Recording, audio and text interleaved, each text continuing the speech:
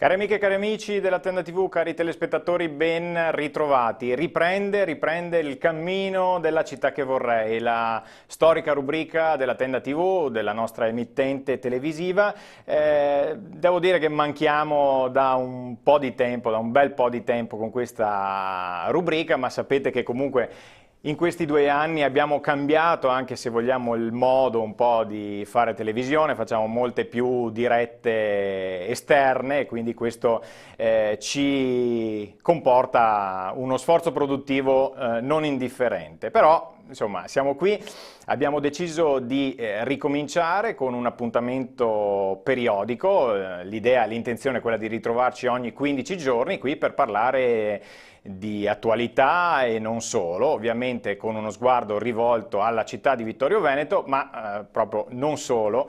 Questa mattina, scherzando con Claudia Borsoi, che saluto e che per molto tempo è stata al timone di questa rubrica, abbiamo detto, quest'oggi sarebbe da chiamare il mondo che vorrei, dato il tema che affronteremo questa sera. Perché nelle ultime 2 settimane molto è cambiato sullo scenario internazionale. Ucraina tra bombe e accoglienza, questo è il titolo della puntata. Ammetto sin da subito di non essere un esperto delle tematiche che andremo a trattare questa sera, come c'è da dire non sono esperti tanti di quelli che commentano sui social giorno dopo giorno, che sono diventati da un giorno all'altro, si sono spostati dal Covid alla geopolitica, ma appunto per trattare questi argomenti ho il piacere di salutare in collegamento da Torino Luigi Chiapperini, generale di Corpo d'Armata, già comandante dei contingenti in Kosovo, Libano e Afghanistan, attualmente membro del Centro Studi dell'Esercito, collaboratore presso il campus universitario CIELS di Padova e presidente dell'Associazione Nazionale Lagunari Truppe Anfibie. L'abbiamo conosciuto nel 2018 in occasione del raduno di Vittorio Veneto. Buonasera, ben trovato. Buonasera a tutti. E poi abbiamo qui in studio l'ammiraglio Roberto Domini, che saluto, presidente del Centro Studi di Geopolitica e Strategia Marittima, se non sbaglio, e vicepresidente dell'Imes Club Città della Vittoria, nonché presidente dell'Università della Formazione Continua Ippolito Pinto. Buonasera. Grazie, buonasera Federico. E poi, dulcis in fundo, abbiamo Don Andrea Forest, direttore della Caritas di Vittorio Veneto. Ben trovato. Buonasera e grazie di questo invito. Allora, siamo qui per parlare della crisi, della guerra che sta interessando il mondo dalle ultime 2 settimane a questa parte. Prima di entrare un po' nel tecnico, allora vi dico già, come dice anche il nostro titolo, ci sarà una parte dedicata più all'analisi tecnico-militare di quello che sta succedendo in Ucraina e poi ci concentreremo sulla problematica, sull'aspetto dei profughi. Prima di partire però io farei un giro veloce a tutti gli ospiti, così per chiedervi quali sensazioni avete provato nel momento in cui lo scorso 24 febbraio c'è stato l'inizio dell'escalation bellica con l'invasione da parte della Russia nell'Ucraina. Allora, partiamo da Chiapperini. Sorpresa. Sorpresa perché avevo fatto delle supposizioni su quello che poteva essere lo sviluppo della situazione dopo che tantissime truppe russe si erano schierate ai confini dell'Ucraina per condurre delle attività esercitative e addestrative. La possibilità che ci fosse un'invasione c'era, ma pensavo fosse limitata al Donbass, cioè a quell'area dove ci sono le due repubbliche indipendentiste che Putin avrebbe voluto aiutare. E poi invece c'è stato l'attacco all'intera Ucraina, quindi grande sorpresa quel giorno, e poi vedremo quelli che sono stati gli sviluppi. Sorpresa per me. Quindi Chiaperini dice sorpresa, Domini, per lei? Io avevo esattamente la stessa parola, più che, se devo aggiungere quindi una valutazione, un errore, un profondo errore da parte dei russi, nel senso che avevano tutto da perdere da un intervento armato, proprio perché l'avversario era comunque un avversario importante. L'Ucraina è un paese innanzitutto di grandezza elevata, cioè non è un piccolo paese, è importante, anche nell'ambito europeo, uno dei più grandi in ambito europeo, se non il più grande. E poi comunque sia la popolazione è una popolazione anche questa decisamente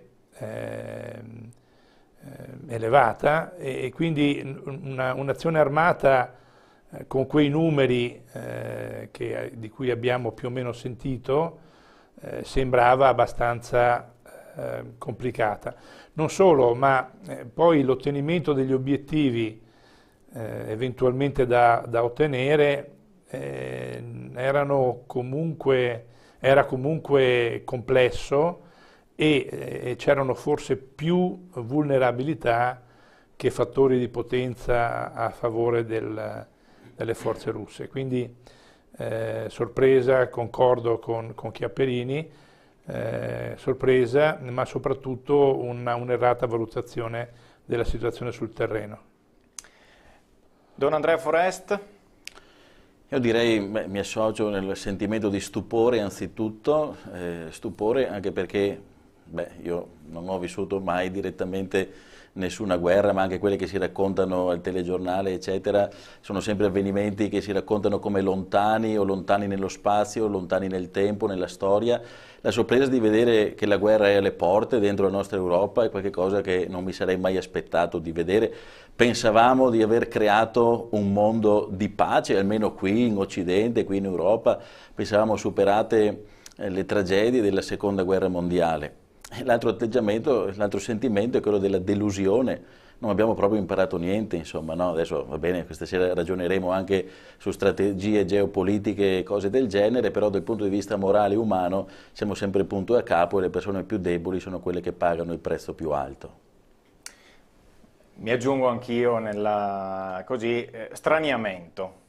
Io vi dico la verità, anche nei giorni successivi, man mano che si iniziava a raccontare quello che stava succedendo, c'è un misto di ricordi di storia letta sui libri, cioè la Seconda Guerra Mondiale, eccetera, e poi una prossimità, una vicinanza quasi impressionante, insomma, ecco.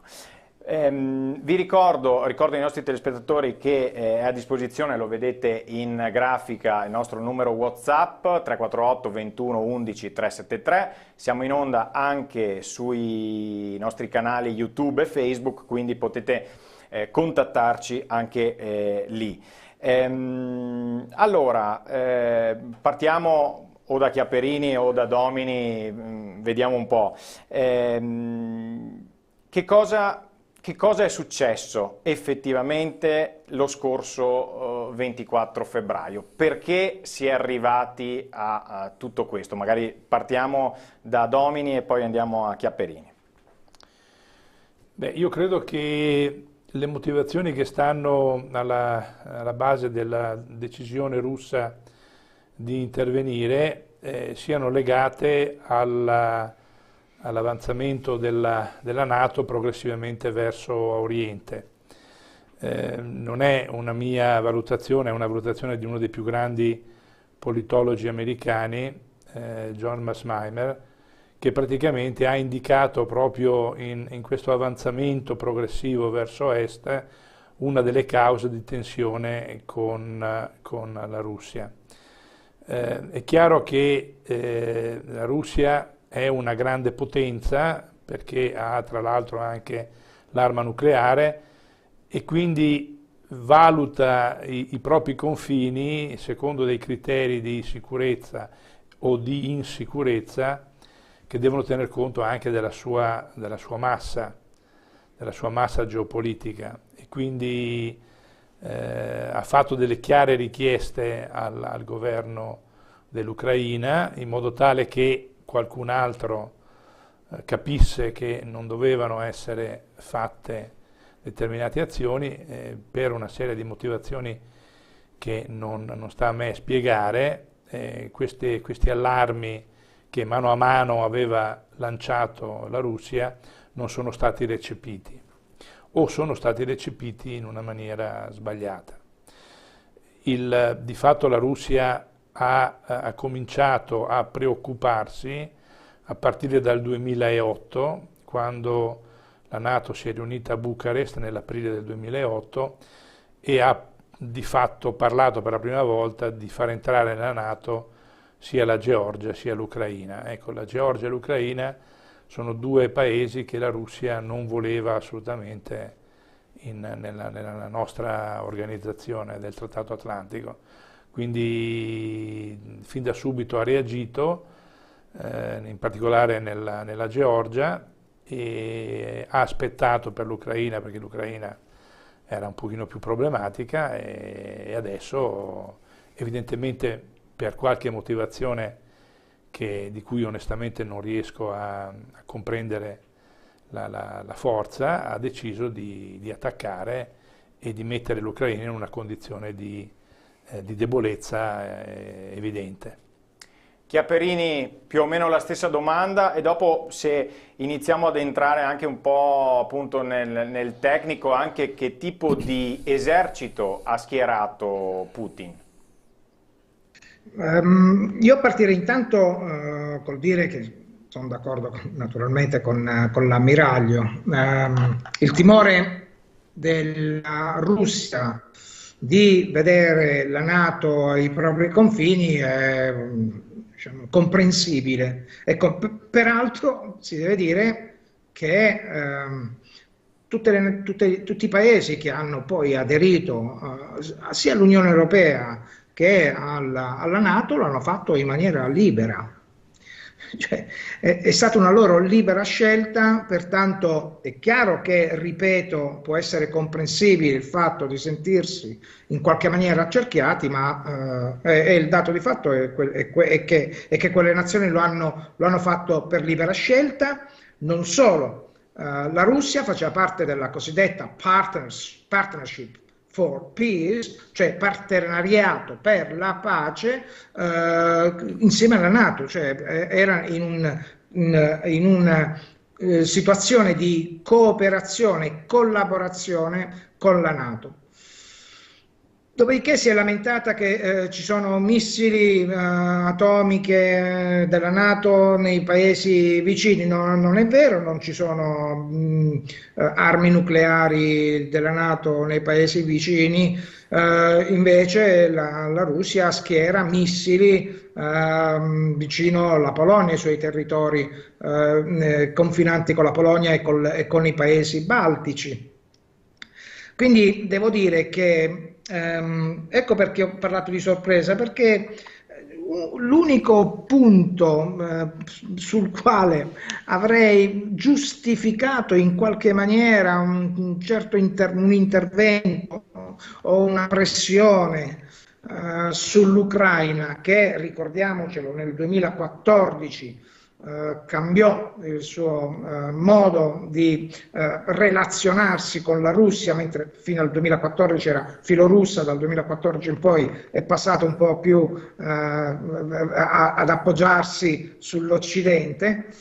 Devo dire che quindi un'eventuale pressione per il Donbass, per le due repubbliche indipendentiste, l'avrei visto come simile, ma non uguale, all'attacco della NATO alla Serbia per la questione del Kosovo. No? Diciamo che ci sono delle analogie, il Kosovo con le minoranze, kosovare albanesi che erano state così colpite violentemente dai serbi, l'intervento della NATO prima con bombardamenti sulla Serbia e non invasione della Serbia, e poi sulla base di una risoluzione ONU, attenzione, con l'ingresso in Kosovo, tra l'altro dopo essersi accordati con l'esercito serbo che man mano si ritirava. Quindi ci sono delle analogie ma grosse differenze. E invece cosa è accaduto? È accaduto che ha giocato tutte le sue carte, la carta militare. Ecco perché dicevo prima sorpresa. Io non l'avrei mai immaginato un attacco della Russia contro un paese, tra l'altro sono fratelli in pratica, hanno condiviso la stessa storia in un certo qual modo in Europa. Quindi quando c'è stato l'attacco, per me sorpresa, quasi sgomento. Ma poi è andata come è andata. Se vuol mostrare quella mappa, il direttore, che gli avevo inviato, che ho preparato, lì si possono notare quelle frecce rosse piene, sono le direttrici con le quali l'esercito russo è penetrato in Ucraina. Partendo dall'alto, vedete, quella freccia che dall'alto dalla Bielorussia va verso Kiev, la capitale Kiev, un'altra freccia che converge su Kiev è la situazione attuale, quella che sentiamo nei telegiornali, cioè Kiev che è non ancora ma quasi accerchiata, probabilmente non entreranno ma la accerchieranno. E poi a destra, quindi da est, dove hanno più avuto problemi i russi, si sono diciamo fermati su due grosse città, cioè su Kharkov e su Sumy, li abbiamo imparato a conoscere, di là che verranno, stanno fuoriuscendo i profughi, e a sud invece dove c'è stata il successo delle forze russe. Perché dalla Crimea, quindi dal sud verso nord, la freccia più in basso che vedete, e poi dal Donbass, cioè dalle due repubbliche indipendentiste verso l'ovest, ecco, queste forze si sono riunite, ora sono su Mariupol, e anche questo l'avete sentito, lo sentite questo nome nei telegiornali, è l'unica città... Chiedo scusa? Sì, nome ricorrente in queste ore, in questi giorni. Sì, è ricorrente perché è un nome che si sente spesso, perché è la città sulla quale stanno convergendo le forze russe e che sta ancora resistendo. Anche lì grave problema per la popolazione che sta soffrendo moltissimo questo assedio. Quindi in sintesi, chiudo, poi possiamo tornare a vedere quali invece potrebbero essere le azioni future dell'esercito russo. Diciamo che i russi si sono attestati su una certa linea. Qualcuno dice che non sta andando tanto bene. Faccio subito una considerazione: non è così, non sta andando forse benissimo, ma ricordiamoci che c'è una guerra, di fronte c'è un nemico che oppone resistenza, e che il territorio che hanno occupato i russi, ricordiamolo, è ampio quanto metà Italia. L'Ucraina è il doppio come estensione dell'Italia. Se andate a vedere tutte quelle aree già occupate dai russi, sono un quarto dell'Ucraina e quindi metà dell'Italia, quanto tutta l'Italia settentrionale è metà di quella centrale. Quindi tutto questo in 15 giorni, possiamo dire. E tutto questo in 14 giorni, quindi non è poco, attenzione. Ok, allora il generale Chiaperini ci ha fatto una panoramica della situazione e di com'è la situazione attuale. Ovviamente noi siamo in diretta, sono le 21:20 del 9 di marzo. Se vedete questa trasmissione in replica sapete che stiamo facendo riferimento alla situazione attuale. Passerei ora ad analizzare, diciamo così, due figure, Putin da una parte, Zelensky dall'altra. Ammiraglio Domini, proviamo non so, immedesimarci. Cosa può essere passato nella testa di Putin il 24 febbraio? Ma io credo che Putin non sia una sua decisione quella di attaccare, ma credo che abbia subito forte influenza da parte del gruppo di persone che lavorano con lui. Quindi sia il ministro degli esteri che il ministro della difesa. È chiaro che la scelta poi naturalmente l'ha presa lui come capo, quindi è lui in prima persona il responsabile finale di questa attività, di questo attacco. Credo che sia il ministro degli esteri che il ministro della difesa fossero molto pressati e frustrati dalla situazione che si stava venendo a creare in Ucraina ed essendo dei realisti in politica estera, i realisti sono coloro i quali guardano alla potenza degli stati, agli interessi, al senso di sicurezza, questi elementi molto, molto tangibili, hanno reagito da realisti e non riuscendo a dialogare con l'altra parte, ed è chiaro che i russi quando dialogano con l'altra parte non dialogano da una perfetta parità, cioè loro dialogano teoricamente a un livello di parità con gli Stati Uniti, ma tutti gli altri sono diciamo, delle potenze di livello inferiore, quindi hanno probabilmente l'altezzosità del ragazzotto forte che si pone con i bambini in maniera più aggressiva, insomma. E dall'altra parte Zelensky probabilmente non ha compreso quello che stava accadendo. Abbiamo tutti quanti sentito che anzi quando la CIA indicava nelle giornate dei primi di febbraio l'attacco, lui cercava di smorzare queste attitudini, questi possibili potenziali pericoli, diceva no, tutto sommato non capiterà. Quindi forse in quella fase si sarebbe potuto sfruttare meglio il dialogo da entrambe le parti, trovando la soluzione che è chiaro che la Russia purtroppo riteneva vitale quel tipo di comportamento, no? Una delle cose che ha subito chiesto la Russia era la neutralizzazione dell'Ucraina, cioè un'Ucraina neutrale assolutamente non nella NATO, un po' come l'Austria e la Finlandia della guerra fredda. E questo evidentemente era contro l'interesse vitale dell'Ucraina, quindi sono stati due interessi primari, due interessi vitali che normalmente nella tradizione del mondo realista portano a un conflitto.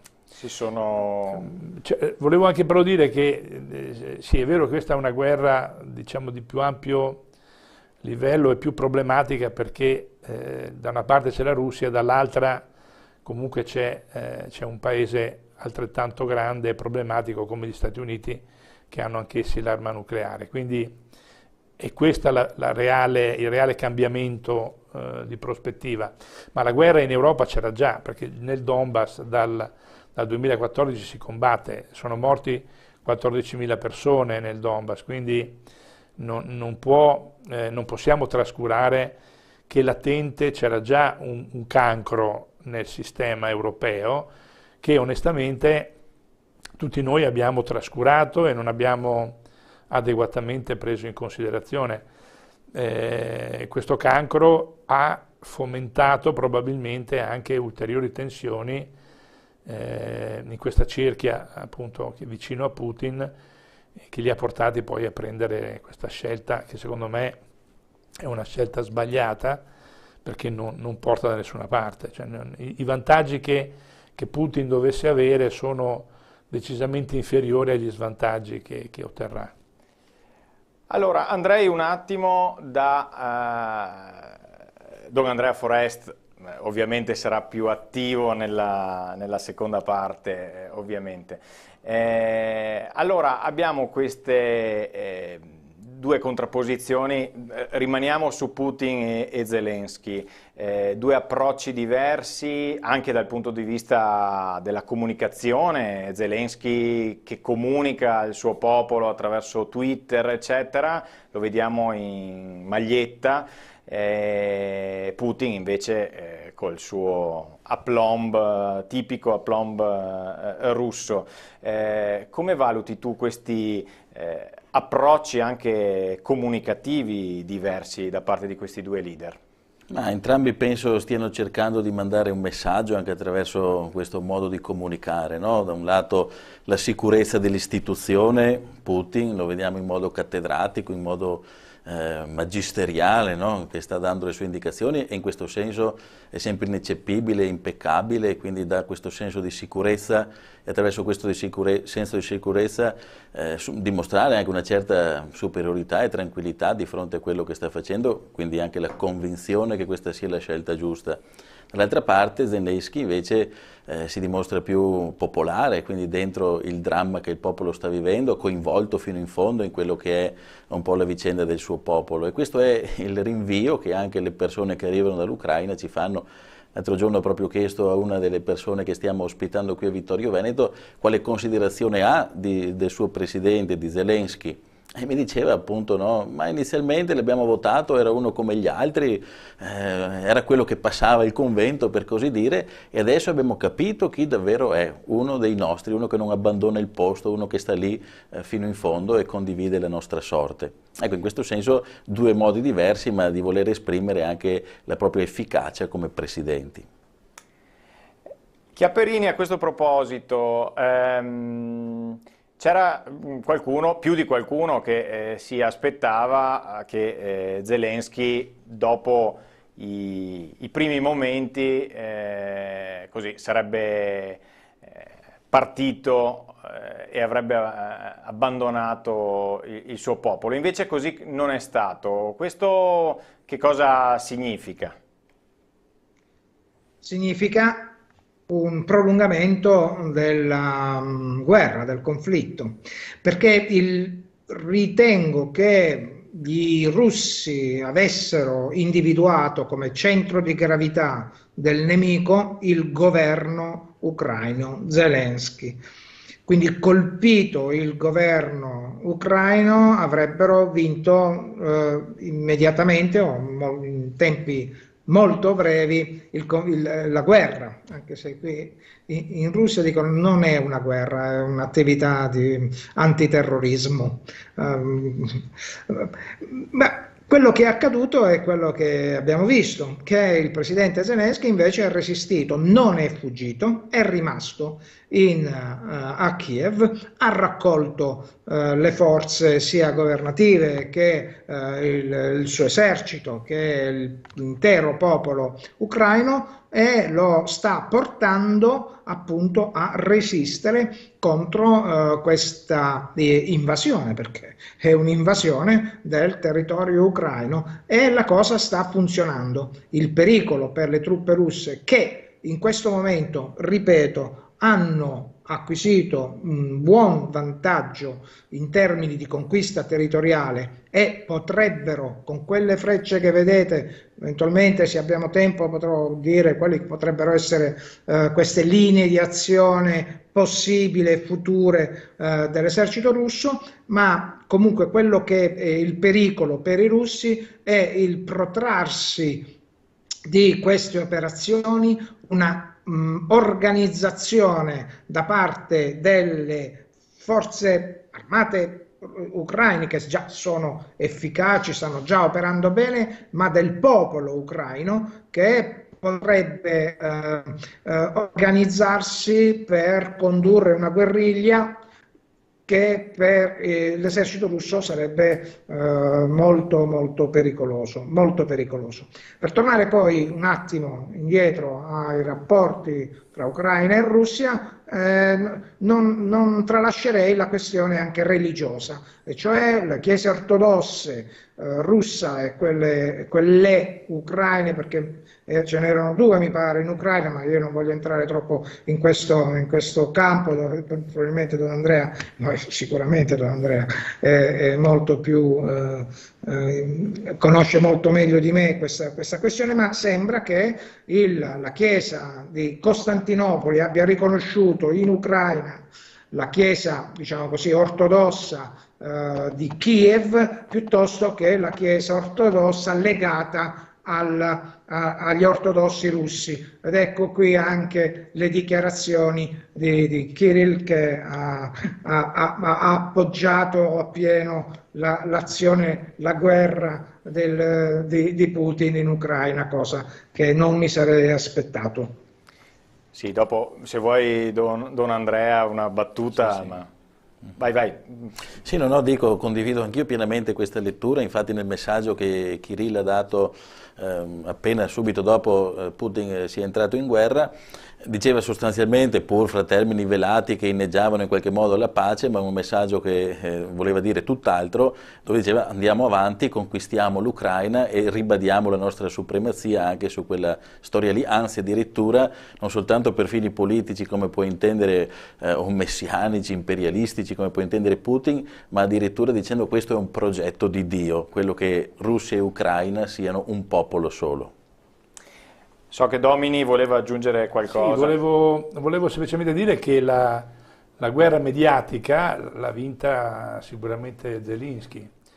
È stato decisamente efficace nella sua comunicazione, è riuscito a parlare, ieri è stato ascoltato dal Parlamento britannico, quasi un'apoteosi di applausi, quindi questo è sicuramente un limite al momento attuale delle forze russe, non riescono a comunicare altrettanto bene quanto gli ucraini e in particolare il loro presidente.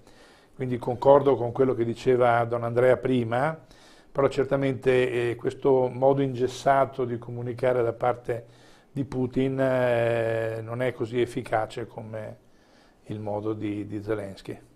Sì, poi se avremo tempo parleremo anche di tutto l'aspetto comunicazione, bavaglio, diciamo così, all'informazione, o meglio alcune cose che non possono essere comunicate. Poi c'è la questione anche di internet, che pare insomma che tra qualche giorno la Russia si chiuderà all'interno di una propria rete internet, diciamo così, però se siete d'accordo, quando abbiamo oltrepassato la mezz'ora dall'inizio della trasmissione, apriamo anche il capitolo dei profughi. Finora abbiamo parlato dell'aspetto così tecnico-militare, però si rischia di dimenticarsi che stiamo parlando di territori con all'interno persone che fino a 15 giorni fa vivevano la loro vita tranquillamente, che da un momento all'altro si sono ritrovate a dover scappare. L'amico Sebastiano Mescolotto, fotoreporter vittoriese che lavora per la Tribuna di Treviso, la scorsa settimana ha deciso di partire, di andare in prima persona al confine tra la Polonia e l'Ucraina per documentare quello che stava accadendo, questo fiume di persone che stava arrivando. Noi lo ringraziamo perché ha realizzato anche un videoreportage che vi mostro subito, e con questo andiamo ad aprire il capitolo riguardante i profughi.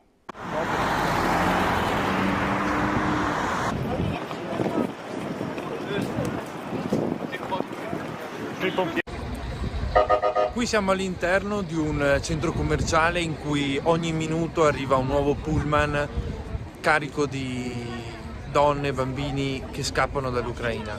Sono appena arrivati 2 pullman dei vigili del fuoco che li scaricano qua, dove trovano del cibo, dei vestiti, degli indumenti e l'ospitalità per la notte. C'è veramente tanta gente, è impressionante.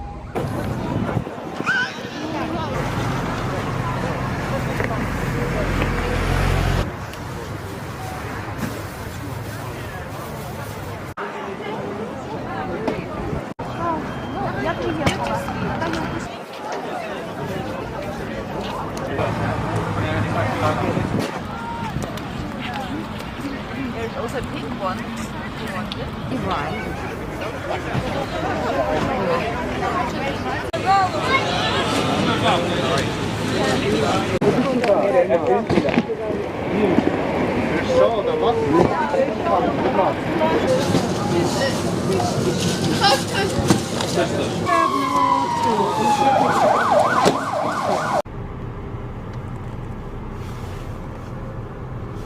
Abbiamo appena lasciato il primo campo profughi che si trova dopo il confine Polonia-Ucraina. Il primo campo in cui le persone vengono scaricate dai numerosi pullman che vanno a recuperarle nel paese in guerra. Ora invece ci stiamo proprio dirigendo sulla frontiera e c'è una lunga coda.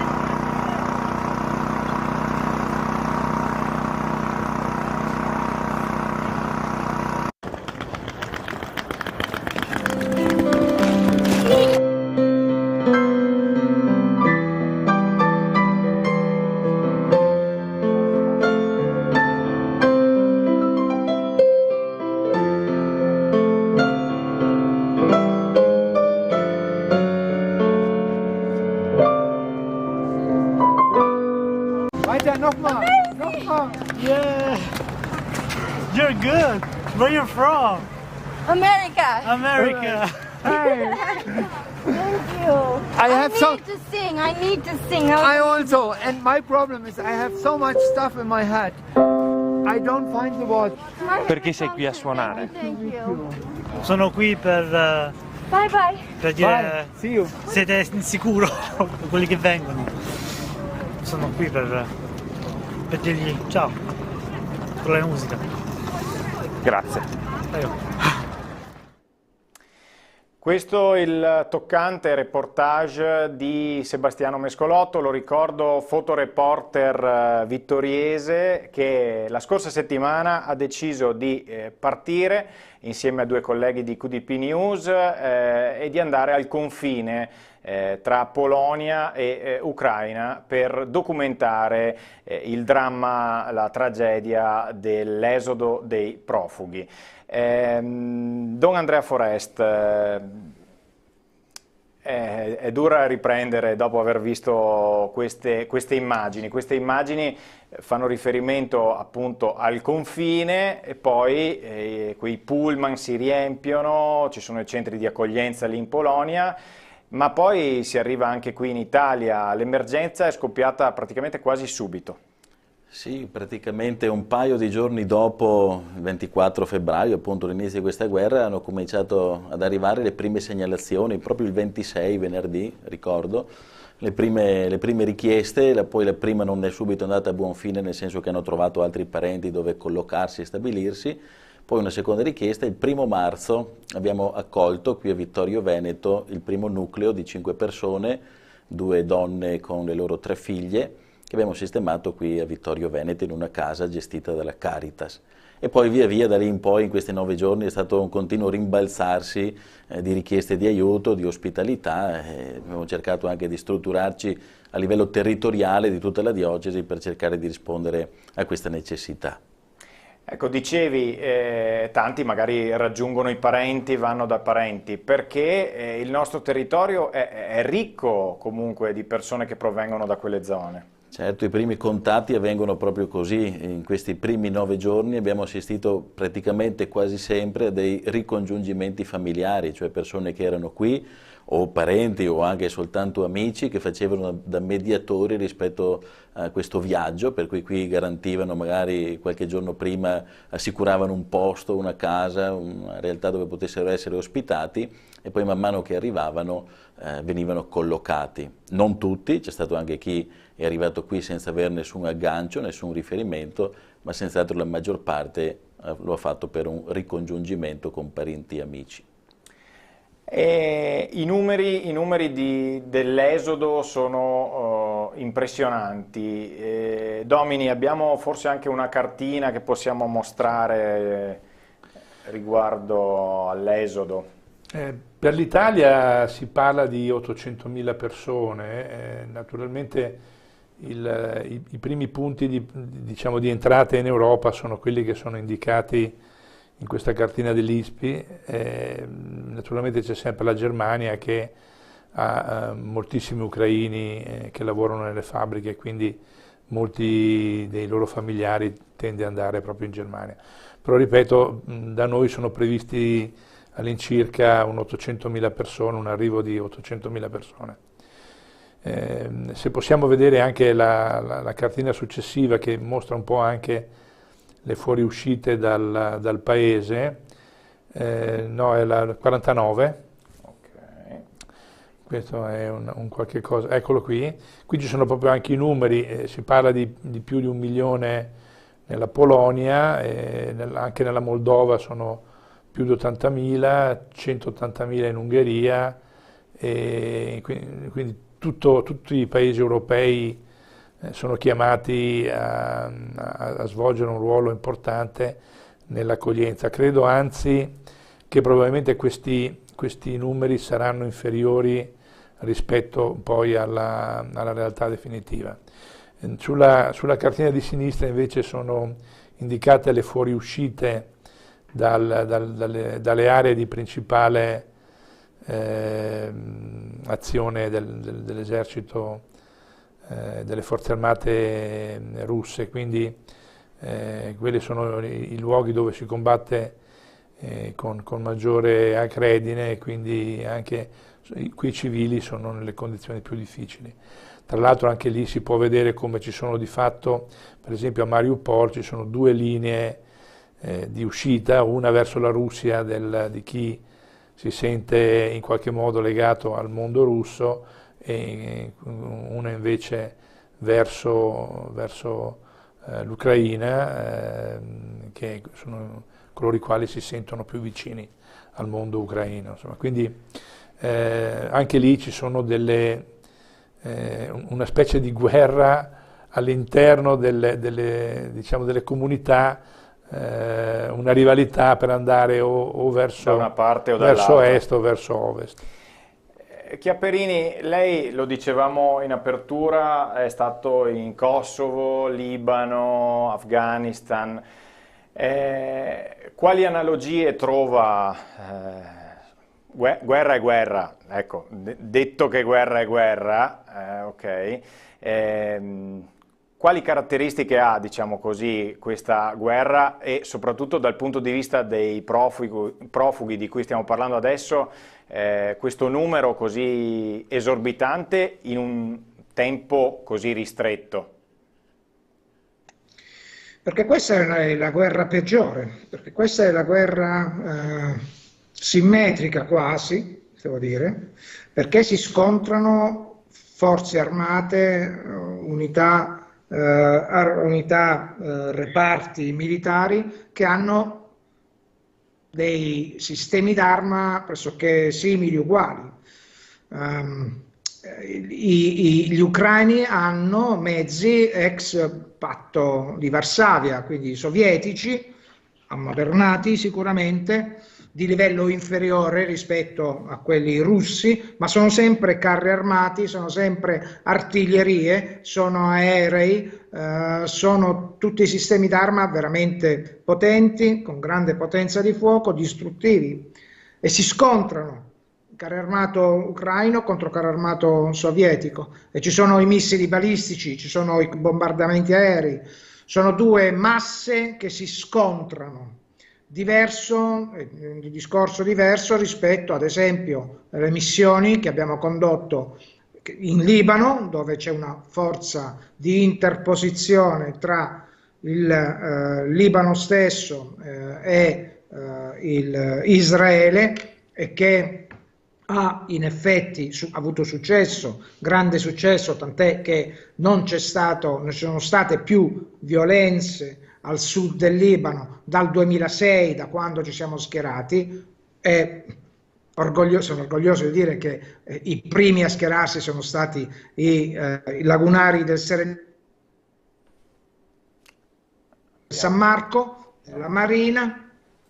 E quindi lì in Libano abbiamo visto un discorso diverso, come è diverso in Afghanistan, dove siamo stati lì a proteggere la popolazione locale, con successo finché siamo stati lì. Poi c'è stata ma questo è un altro discorso, non vorrei deviare da quello dell'Ucraina, poi c'è stata una decisione infatti incomprensibile e abbiamo lasciato l'Afghanistan. Chiudo qua la parentesi, chiedo scusa se poi mi faccio prendere, però mi tocca da vicino perché lì abbiamo perso anche dei colleghi in Afghanistan. E invece l'analogia, ma lo dicevo prima, è più con il Kosovo, perché lì in Kosovo c'è stata un'azione, c'erano delle azioni violente da parte dei serbi sui kosovari albanesi, ci sono stati i bombardamenti anche della NATO per facilitare l'ingresso in Kosovo da parte delle forze NATO. Conseguenza c'è stato un flusso di decine di migliaia, centinaia di migliaia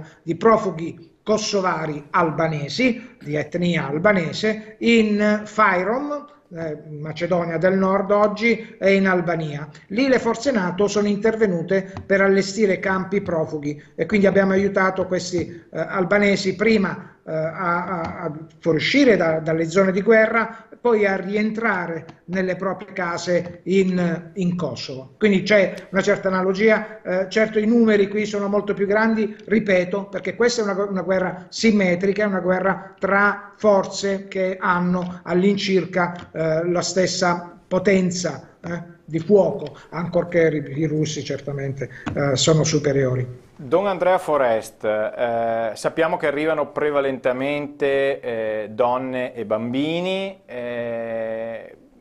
raccontaci un po' come sono stati questi giorni, come si è organizzata anche la Caritas di Vittorio Veneto, immagino anche in relazione con le altre Caritas d'Italia. E la situazione non è stata facile, non lo è tuttora, che siamo molto tirati, devo dire, da questa situazione che evolve ora dopo ora, in questa richiesta di ospitalità che non è praticamente ben governabile, perché ci sono iniziative spontanee, private, personali, di persone che arrivano qui tramite canali che si sono costruiti. Non è, diciamo, come l'arrivo dei profughi dall'Africa, dove almeno c'era un coordinamento da parte della prefettura che indicava un po' collocazioni e numero di persone che arrivavano. Qui si tratta di improvvisare un po' anche giorno per giorno e gestire poi quelli che sono gli arrivi. In particolare abbiamo ritenuto di doverci organizzare a livello territoriale qui per l'accoglienza, è impensabile gestirla in modo centralizzato, quindi nelle diverse foranie, poi in particolare sui punti strategici della diocesi, Vittorio Veneto, Conegliano, Derzo, poi la zona di Sacile, il quartiere del Piave, Pieve di Soligo. Su questi poli, diciamo così, abbiamo distribuito un po' i referenti anche dell'accoglienza.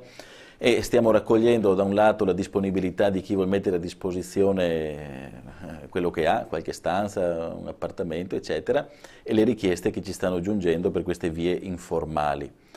Se posso dire, ecco, la necessità in questo momento è quella di reperire appartamenti che siano autonomi, no? Spesso la gente, presa anche dalla generosità, mette a disposizione una stanza, qualcosa in convivenza con il nucleo familiare di base. Ecco, questa ci sembra un'accoglienza che non dà garanzia di una stabilità, perché non si tratta di un passaggio di qualche giorno per cui tu hai l'ospite in casa e lo puoi tenere lì. Qui si tratta probabilmente di mesi, non so, 6, 8, 12 mesi intanto, quindi poi dipenderà anche dai contorni che la guerra assumerà. Però si tratta almeno di un'accoglienza a medio termine, per cui poi gli aspetti organizzativi sono meglio gestiti se c'è l'indipendenza e l'autonomia del nucleo familiare che viene ospitato rispetto a quello ospitante.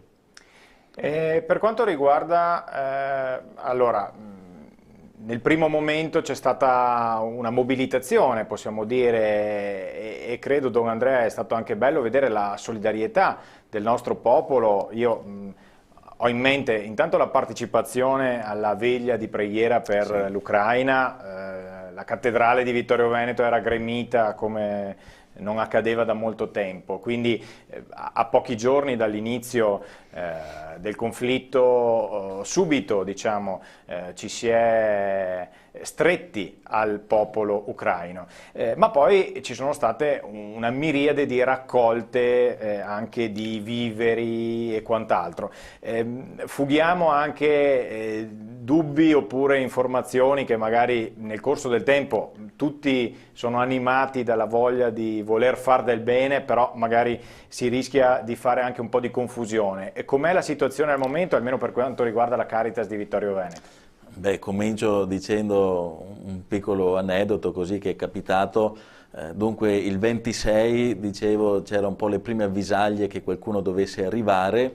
La mattina del 27 o del 28 mi arriva un messaggio, uno che aveva letto sul giornale, forse qualche articolo o addirittura online, dicendo che c'era questa situazione di arrivo. Si è subito offerto disponibile, ancora prima che facessimo qualsiasi tipo di appello, a offrire una stanza in casa sua per l'accoglienza. Avevo condiviso questo messaggio su WhatsApp con il Vescovo e eravamo rimasti tutti e due un po' commossi anche di questa libera iniziativa, non richiesta, però questa generosità che ha sentito di doversi fare avanti per dare ospitalità e accoglienza a chi scappava dalla guerra. E poi da lì in poi, con gli appelli che abbiamo fatto, si sono moltiplicate poi disponibilità e iniziative. Allora, in un primo momento abbiamo raccolto anche generi alimentari, viveri, appunto medicinali, perché eravamo e siamo tuttora in collegamento con la comunità ucraina greco-cattolica, che è anche qui a Belluno, Vittorio Veneto Conegliano, e attraverso Padre Yuri, che ne è il responsabile qui, si sono creati attraverso le diocesi di qua e di là dei canali umanitari, per cui avendo la certezza che poi questi aiuti non vengono buttati da qualche parte ma giungono a destinazione proprio nelle parrocchie laddove c'è la gente in difficoltà, abbiamo privilegiato questo canale per portare poi direttamente gli aiuti.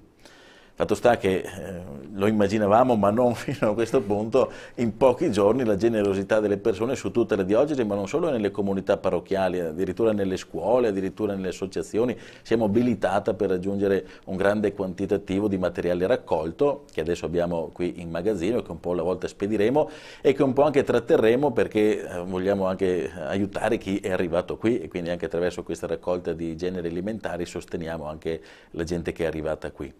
In questo momento però, e così sta comunicando fin dall'inizio anche la Caritas italiana e tutti gli organismi deputati, quello che c'è bisogno in questo momento, e lo dico a chiare lettere, sono soprattutto offerte, quindi non beni materiali, ne abbiamo già moltissimi, non vogliamo sprecare risorse in questo senso, ma raccogliere fondi, abbiamo bisogno di finanziamenti. Cosa ci servono questi fondi?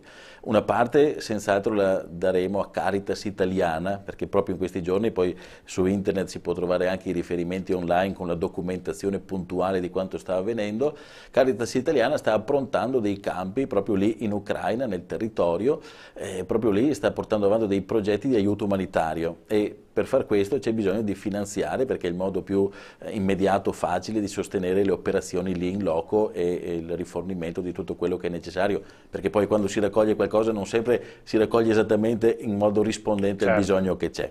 E parte invece del ricavato, quello che non diamo a Caritas Italiana, lo useremo qui per gestire l'emergenza qui nel nostro territorio, anche qui rispondendo a quelle che sono le effettive necessità. Quindi se dobbiamo darci una mano e rendere concreta la solidarietà, tutti sentiamo di doverlo fare, l'offerta in denaro è il modo migliore, più veloce e anche più utile in questo momento di aiutare. Ecco, mentre parlava Don Andrea abbiamo visto anche il l'IBAN di Caritas Vittorio Veneto, quindi ricapitolando, appartamenti, case, alloggi, diciamo così, e sì, per chi volesse appunto una donazione. Comunque nel sito internet della diocesi di Vittorio Veneto c'è un banner con Caritas Italiana Emergenza Ucraina, lì ci sono tutti i comunicati, le informazioni utili per aiutare.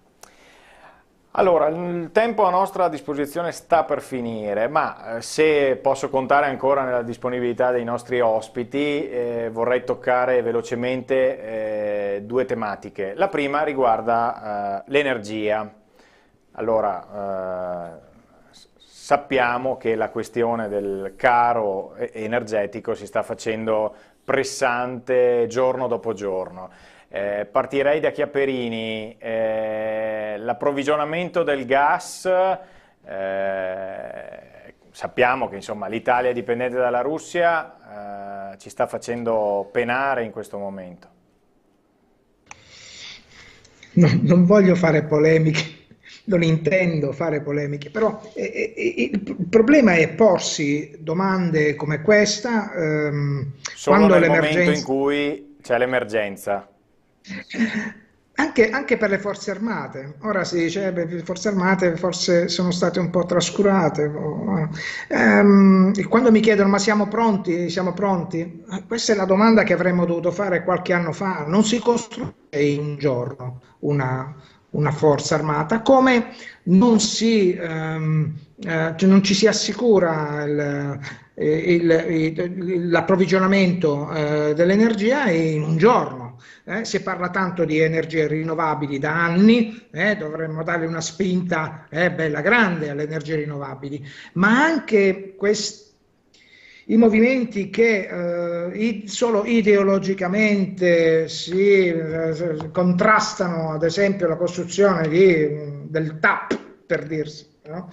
Il TAP che portava il gas verso la Puglia dalla Turchia, da Grecia e così via, perché c'erano 100 ulivi che dovevano essere spostati per un attimo, poi sono stati riportati sul posto, ora sono gli unici ulivi che vivono perché tutti gli altri sono morti per la xylella. Ecco, allora questi problemi nascono quando non si pianifica per tempo.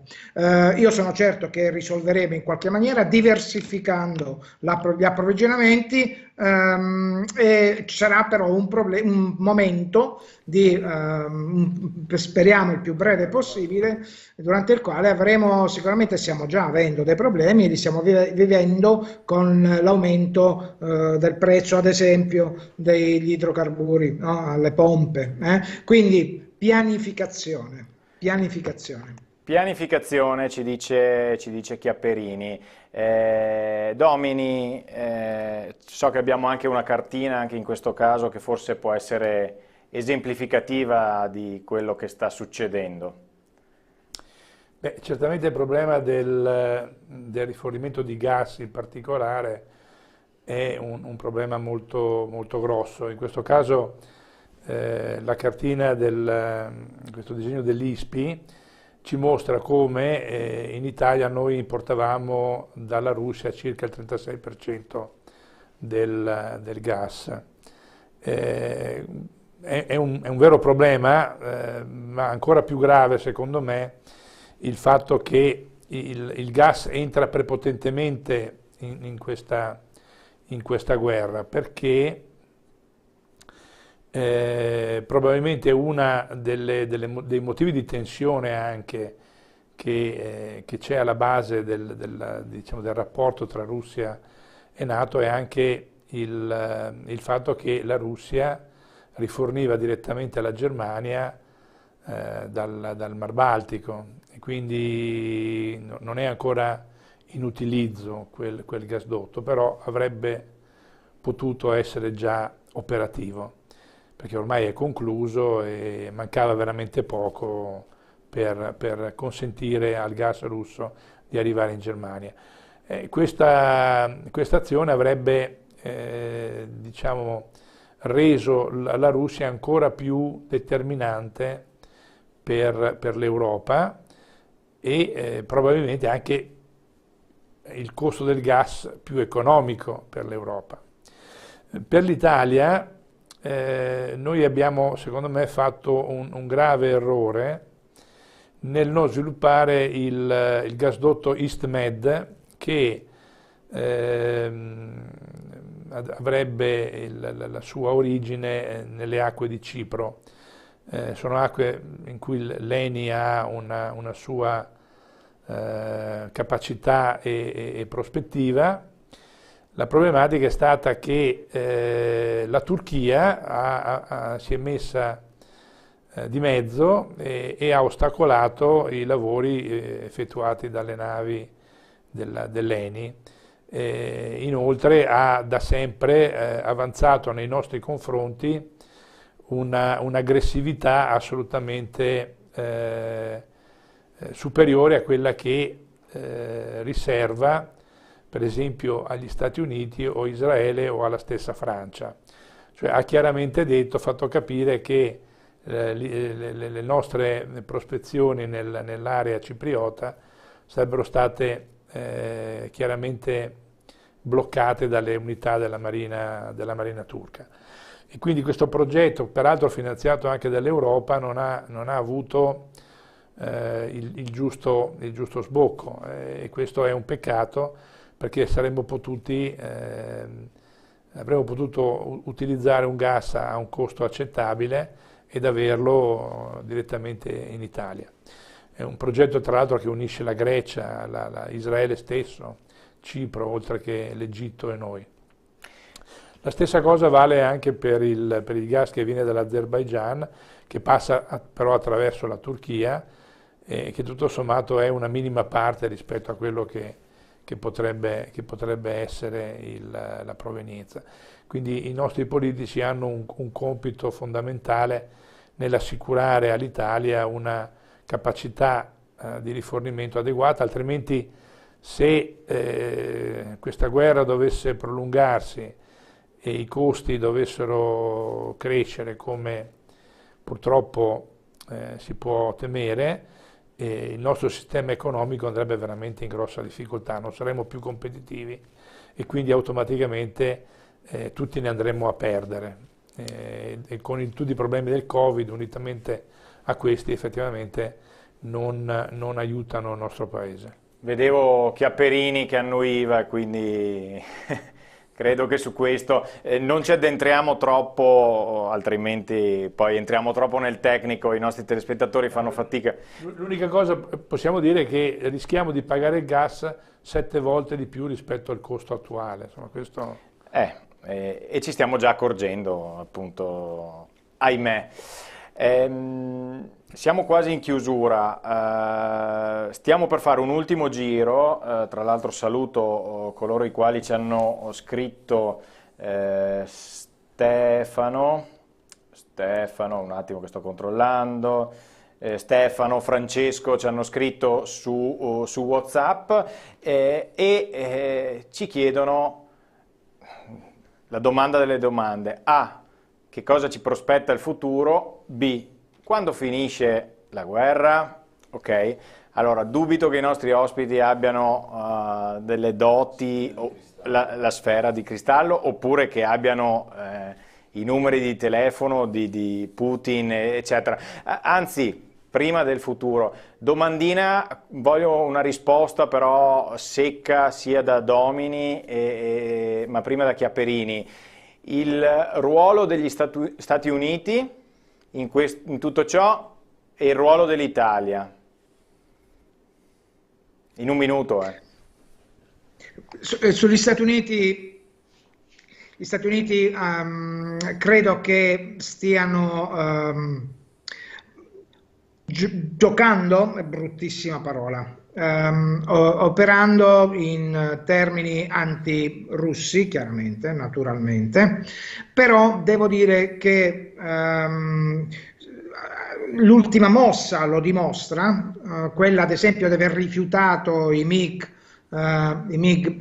polacchi, di prendere i MiG polacchi e rischierarli in Ucraina, non stanno perseguendo una politica così tanto forte da portare ad una escalation della situazione. Poteva essere, ci poteva essere questo pericolo. Credo che non sia così. Italia e Stati Uniti sembra che giustamente stiano operando nell'alveo delle possibilità che vengono offerte da un'organizzazione come la NATO. E la NATO cosa ha fatto? Sta rassicurando, diciamo così, tutti i paesi appartenenti all'Alleanza Atlantica dell'Est. Cosa ha fatto? Ha schierato delle forze aggiuntive in questi paesi per appunto far sì che siano un po' più tranquilli, perché sono molto molto preoccupati di ulteriori eventuali mosse della Russia contro il loro territorio. Va bene? L'Italia in particolare ha schierato in più già delle unità navali nell'ambito delle formazioni standing della NATO, ma anche altre unità aggiuntive come la nave Carabiniere, ho letto oggi. Ha schierato degli aerei aggiuntivi in Romania, degli Eurofighter, passando da 4 ad 8 sono passati. Ha schierato delle forze terrestri in Lettonia aggiuntive a quelle già presenti, forze diciamo corazzate in Lettonia, quindi nei paesi baltici. In più ha attivato la NATO Response Forces, cioè le forze di reazione rapida che nel caso in cui la situazione dovesse degenerare interverrebbero in pochissimi giorni. Ecco, questo è in sintesi ciò che ha fatto l'Italia e ciò che hanno fatto gli Stati Uniti. Grazie Chiaperini. Domini, sempre su questo, e poi arriviamo su che cosa succederà.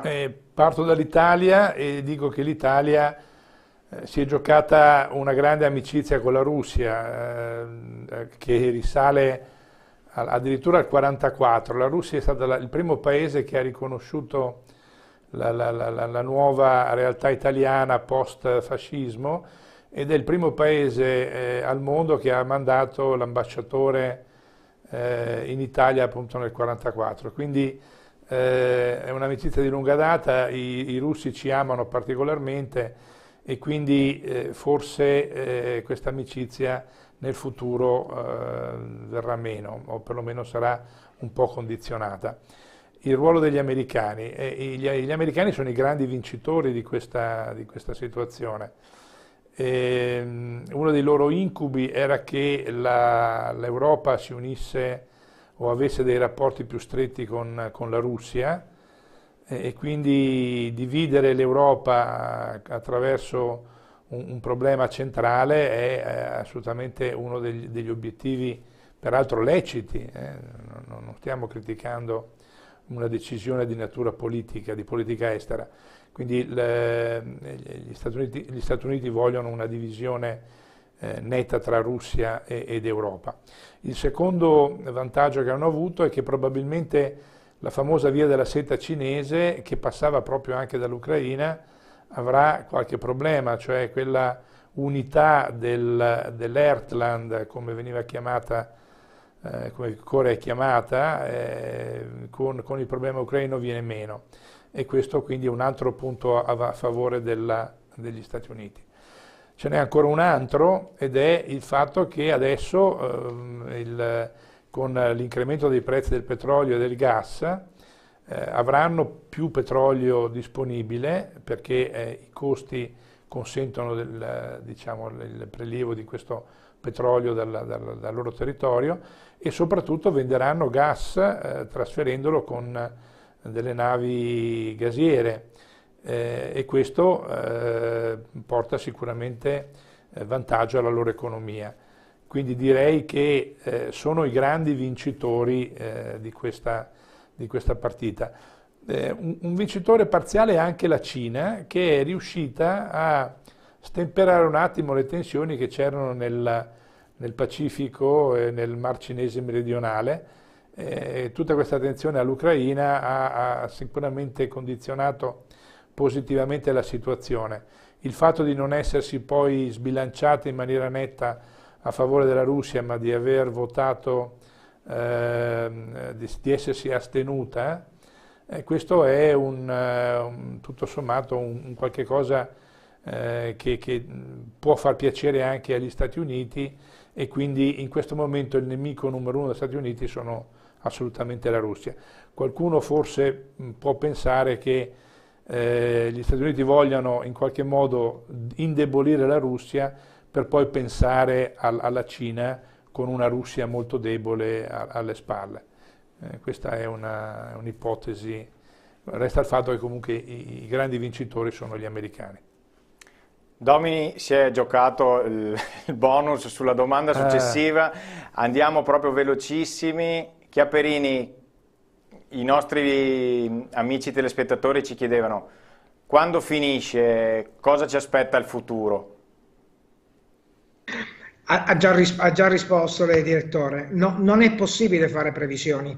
Ora, i russi hanno ottenuto delle buone, diciamo così, carte da giocare al tavolo delle trattative, che sono quei territori che sono stati occupati. Attualmente Zelensky, il presidente, dice neanche 1 centimetro quadrato del nostro territorio può essere ceduto. Possiamo ragionare sulla neutralità dell'Ucraina, ma non sul nostro territorio. Beh, come minimo Putin, la Russia, vorrà la Crimea, il riconoscimento ufficiale, sono già lì, ma con il riconoscimento ufficiale che la Crimea è parte integrante della Russia, delle 2 repubbliche indipendentiste che siano indipendenti, e già lì sono territori ucraini, quindi qualcuno dovrà cedere, Finché qualcuno non cede si va avanti.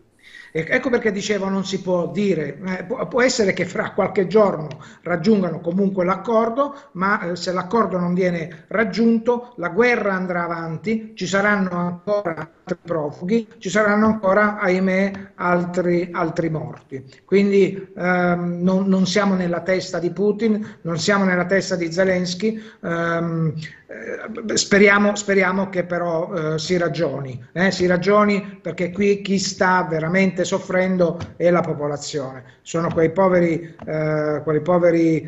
ucraini che stanno lasciando le proprie case, che vedono le proprie case distrutte e che vivranno lontano dalla propria patria per un po' di tempo.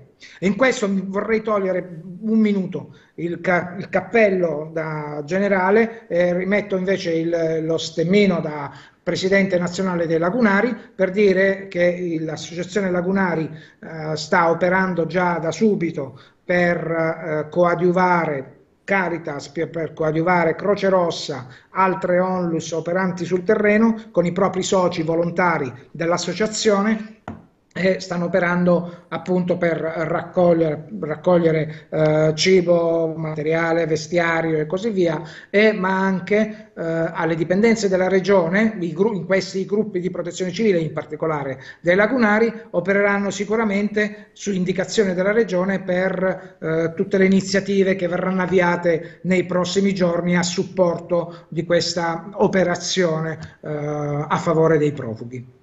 E di questo sono molto orgoglioso e volevo ringraziare i miei lagunari soci dell'Alta e ringraziare la Caritas per quello che fa. Grazie Chiaperini, siamo veramente in chiusura, 10 secondi a Domini, come va a finire? Va a finire che l'Europa e la Russia sono perdenti, così come perdente è l'Ucraina. L'Ucraina probabilmente inconsapevole, Russia e Europa perché la situazione li ha portate a una situazione a una possibilità senza uscita, quindi non vedo, ci sono vie d'uscita. Non vedo molte positività a questa. Allora, io voglio chiudere però con Don Andrea. Don Andrea, come andrà a finire? Non lo so come andrà a finire, io mi auguro nel migliore dei modi, non ho le competenze per dirlo a livello tecnico come gli altri 2 ospiti, però voglio rilanciare un'immagine, quella che abbiamo vista prima nel video che ci è stato mostrato, cioè di quel ragazzo che suonava il pianoforte mentre i profughi varcavano la frontiera. È uno sprazzo di umanità, è quel guizzo d'arte, di trascendenza di cui noi umani siamo capaci, è quella umanità che sappiamo anche dimostrare semplicemente per dire ciao, benvenuti, diceva nel video, no? Ora, penso che la guerra finirà, ogni guerra finirà, perché non dimentichiamo che non c'è soltanto quella in Ucraina, ma in giro per il mondo c'è un sacco di guerre ancora in atto. Ogni guerra finirà quando recupereremo questa nostra umanità, cioè quando sapremo ascoltare l'altro, dargli il benvenuto, cioè riconoscerlo fratello, e questo sarà prevalente rispetto a ogni interesse politico e di parte. Grazie di cuore a Don Andrea Forest. grazie al generale di Corpo d'Armata Luigi Chiaperini, collegato con noi da Torino, grazie veramente per essere stato in nostra compagnia e per averci dato il suo contributo. Grazie all'ammiraglio Roberto Domini, qui in studio, anche a lui grazie per averci fornito anche le cartine, tutti i materiali di supporto, e grazie a Don Andrea Forest, direttore della Caritas di Vittorio Veneto, e un grande grazie anche a Sebastiano Mescolotto che ci ha gentilmente messo a disposizione il suo reportage, che ci ha dato proprio uno spaccato di quella che è la situazione al confine tra Polonia e Ucraina. Grazie a tutti voi per averci seguito, sono particolarmente soddisfatto dalla riuscita di questa serata, perché i temi non sono semplici, purtroppo in televisione molto spesso ci si parla addosso eccetera, e quindi la comprensione non è proprio semplicissima. Invece ritengo che insomma questa sera, grazie al contributo di tutti i nostri ospiti, siamo riusciti insomma a delineare un po' il quadro. La città che vorrei ritorna fra 2 settimane, poi torneremo a parlare di questioni e vicende di casa nostra. Grazie a tutti voi ancora una volta per averci seguito, appuntamento alla prossima.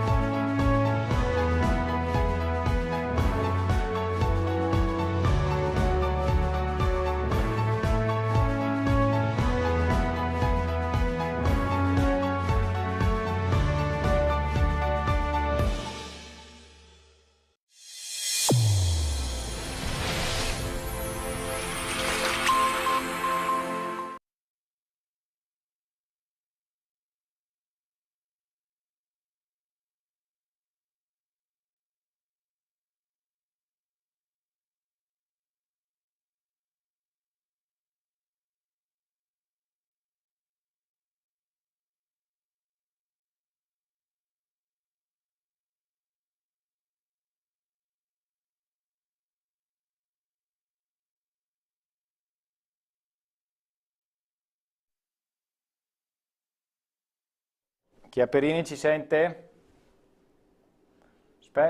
Noi non sentiamo. Ecco. Sento ma non vedo, Un attimo solo.